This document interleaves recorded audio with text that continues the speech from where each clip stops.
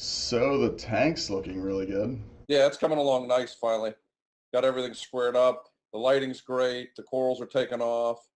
Got a lot of crazy frags growing. So the tank downstairs is even better.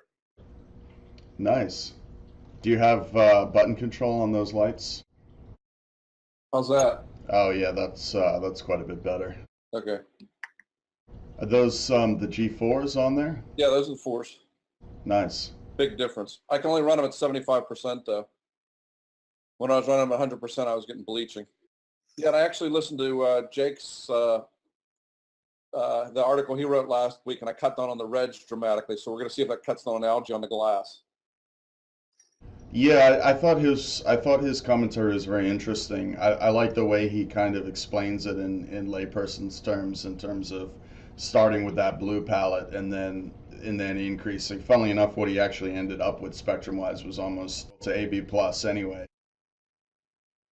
Oh, okay. It's pretty similar in terms of what he's saying, where you're running heavily on the blue and then you bring in the other colors to to give the coral the color. And realistically, I mean, even at 100% on all channels on a Radeon, it's already skewed very heavily towards blue. Yeah. But again, he's right in that there's a lot of white in there, and if you're Sanjay and you're running his system, you can definitely get away with it. For the rest of us, it's probably safer to err on the side of more blue. More blue and actually less, yeah, less white, because Sanjay runs everything 100% for 6 hours a day, which is Yeah, crazy. clearly it works, Yeah, but but I mean, I he don't only think I runs. would get away with it on my tank. No, I tried it on both of these tanks and I had issues. Yeah, bleaching most likely, right? Bleaching and the Yeah. Montiperas especially did not like it at all. But all his Montiperas at the very bottom of his tank and they're growing like weeds, so that's part of the reason why he can get away with it. Versus I have Montiperas at the top and in the middle. They were not happy in any of the tanks. And his tank is fairly deep as well, which gives him that massive par range Yeah, between the top and the bottom, or DLI range, whichever way you want to go with it. But yeah, he has either 34 inches or 32 inches. I can't remember which is a fairly deep tank. I mean, he finds things he didn't even know he had that were brilliantly colored, hidden under things. He suddenly moves the corals and they suddenly bleach. Now, it's not like a shock because they suddenly went from no lights to 100%. he even has some of the coral named after you, right? Oh yeah, we trade corals all the time. He was here Saturday. He picked out 10 things downstairs, and I gave him a list of 8 things I want. So we always trade. But my corals look completely different in his tank. His corals look completely different in my tank. And water parameter wise, it's pretty similar. Lighting wise, it's completely different. You think the color difference is mostly to do with the lighting? He doesn't run as much blue as I do, and he runs that max 100% versus I'm running blue significantly more. Plus, I have reef brights to bump up the blue even more, which he despises. But I like to get the pop in the morning and at night when I see the tank. He doesn't like that pop. Although I did see his tank 2 months ago at night. It's the first time I've ever seen it at night with all the blue lights on, and it was absolutely spectacular. But he didn't like it. He thought it was just too much. He likes some more. He likes a much warmer look for sure. Yeah, he's always been whites. I mean, he liked the Iwasaki 6500K metal halides. I mean, that was his baby. Yeah, it took him forever to get those off, or to even add actinic fluorescent tubes to the tank.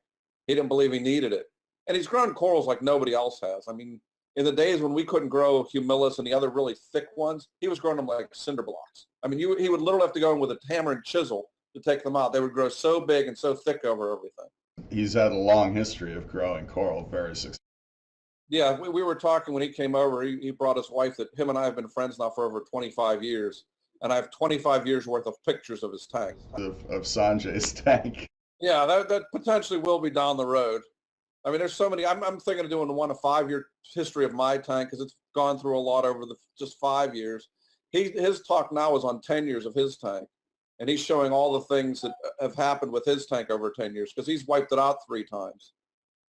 Obviously not intentionally, but it also in his mind it keeps him interested because he's adding new things, he's moving things around. Right now he's in the process of doing some major removal of stuff because there's just things have gotten so big and so out of control. But the other thing I do differently than Sanjay, I do what Stuart Bertram and what David Saxby do. Instead of ramping up and staying high all the time, they ramp it up to the max and bring it down, ramp it up, bring it down, ramp it up, bring it down. And they do that about 5 or 6 times throughout the day. And you've seen their tanks and the coloration and the growth in their tanks. So I run a high amount of light, but I don't run it as full intensity for the full 6 to 8 hours like Sanjay does.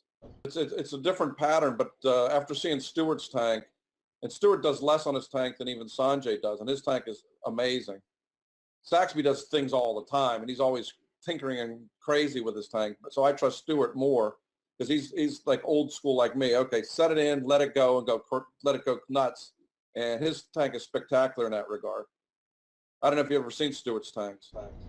I've not seen it in person, but yeah, when I talked to him on Skype and whatnot, it's a smaller version of Saxby's tank in terms of just how full of coral and vibrant it is.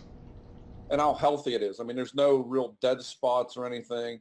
I don't know if he went to the spots like Saxby did to get light shining underneath the corals like Saxby did, but I'm assuming he has added more lighting because the corals were just getting so overgrown and out of control. I'm sure he was getting a significant amount of shadowing. So to keep from losing corals, I'm assuming he moved some of his lights so that they would shine underneath where he was missing. Because that's the cool thing about Saxby's tank. There is no real dark spots where corals aren't growing. There's corals literally growing everywhere. Well, yeah, and he has those that kind of what's the word for it? A bonnie? Yeah, a bommy. Yeah. The kind of, I mean, it's really an arch, but he has the column sort of in the front corner, and then the rockwork in the back that kind of comes over, and then the coral grows the whole way, and then he has low light coral and cryptic coral like sun coral growing up all on the underside of the of that arch, which is just incredible, really. Well, what's interesting is he doesn't feed those Tabastria because he feeds that tank so much. There's so much food floating around in that tank, but he has such extreme filtration that he can dump in. I mean, he throws in, I believe, something like 400 or 500 grams of food a day, and then they capture what they can because he feeds it right before nightfall. So not all the fish get it. They capture what they can, but now they're reproducing. So they're growing all over the bommy, all underneath everything. So, I mean, it's a really impressive display. That and watching all his wrasses flash at night right before the lights go out is just sitting there watching. You can watch the colors just zip across the wrasses as they go. I mean, there's so much to take in looking at his tank that, I mean, for the time we were there visiting, it was, I was just so blown away by the entire experience that I didn't really get a chance to see any of the specific behaviors of the fish, but that sounds absolutely incredible. Yeah, we went out to dinner and came back, and it was nightfall, and all the wrasses and anthias were flashing and spawning. And I mean, it's impressive to see because it's literally like being out on a reef at night where you're, obviously don't have to worry about being in the dark, and you're just sitting there in the dark to the side of the tank, and the tank is just this light blue, and you can watch these fish just suddenly just dazzling color, even though it's not full light. Cool. So I pulled up your schedule here, and yeah, I see you are using something similar to what David Saxby preaches in terms of the ups and downs of kind of going to a peak and then a respite and then a peak and respite. And it looks like you have 1, 2, 3, 4, 5 peaks here. Starting at about 1 o'clock, 2:30, 5, 7, and 8. And you have the same spectrum mix on all of these points? Yeah, primarily blue there's a little bit of fluctuation in the white, but the green and red both are around 12 to 18%. So I'm not running a ton of green and red, but just enough to bring out the colors and stuff. Over my left shoulder, you can see a pink Stellophora, and you can see with the red and green, it has stayed pink. If you run blue, you tend to wash those out. You can't see the color. And since how long have you been running this schedule? I've been running on this tank for about 2 months. Notice any difference? Yeah, I brought the intensity down and went to this schedule, and I'm starting to see more coloration.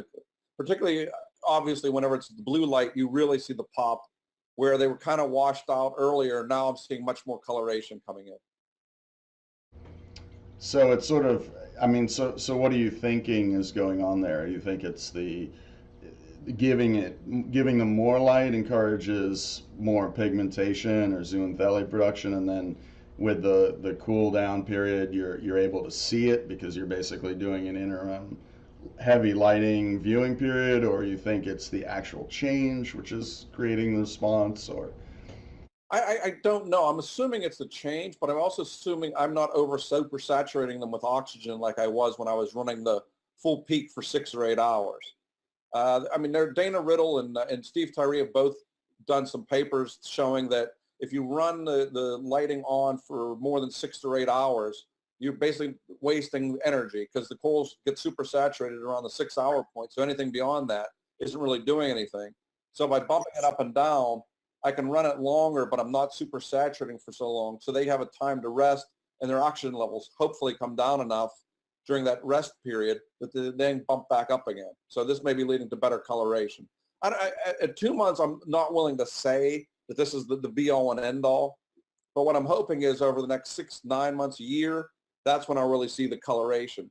Because the other thing people tend to neglect is when you're looking at frags, they all look spectacular because you have a macro photograph and you see the edges and you see all this coloration on a really tidy piece. But until they grow into colonies and you can see it across the room, you don't really appreciate how beautiful some of these things are as colonies versus frags. So right now there's a lot of frags in here, but I'm assuming probably over the 6 to 9 months, I will take out some of them that don't meet up to my expectations, which is one of my biggest problems is I'm always fooling around with the tank and moving stuff in and moving stuff out. wow, wow, that's crazy. I was thinking this morning when before you called, before we were able to link up, I guess, and go to meeting, that there's just so many things to chat with you about, between your tank, your experience, the hobby in general, but then also, you're writing on reef builders, and I also write for Reef to Reef once a month, and I'm also writing for Ultramarine magazine in London now. you're now quite the author. I've been writing since 1984, so I've written over 300 pieces. So I've been an author for a while. Nice. Yeah, so I think it would be awesome to do this on a more frequent basis if you're up for it. No, that'd be great.